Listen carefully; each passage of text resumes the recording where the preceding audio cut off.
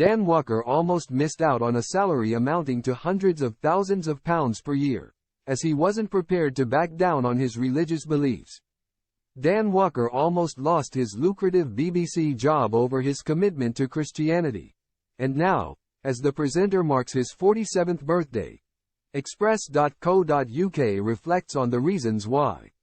The Channel 5 and Classic FM star started out as a sports journalist, and though he had a passion for football, nothing was more important to him than honoring the Sabbath day. The former face of Football Focus recalled how bosses were incredulous about his unusual rule, refusing to work on Sundays, but he insisted it was against God's plan.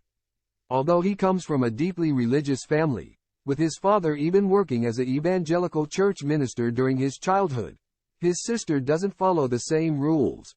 As an intensive care nurse, the urgent nature of her work means that she'll work on a Sunday. Dan, on the other hand, refused to go near the pitch. "When I said I don't work on Sundays, I'd get laughed out of interviews," he admitted in one candid interview with The Times. "When I did get jobs, some people resented me because they couldn't work me out. They'd think, 'How did you get that? Being like you are?'"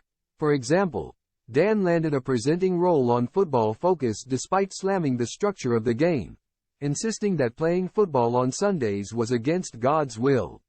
On one episode of Loose Women,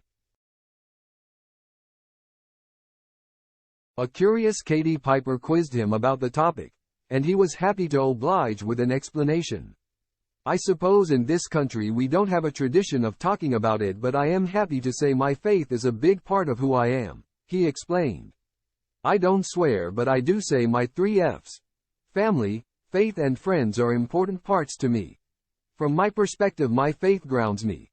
The faith never takes me too high and the criticism never takes me too low. I like to have that separation." It turns out that those 3 F's are the only F-bombs that he'll ever utter, as his faith also includes a vow not to swear. Dan found one of his first ever live broadcasts for the BBC challenging, when a director spoke into his earpiece to tell him, "Don't F*** it up." And he might have dreamt of being a presenter since the age of 11, even writing to Day Linham at the time to tell him he'd love to follow in his footsteps. But he remains adamant he'll never work on a Sunday, no matter what.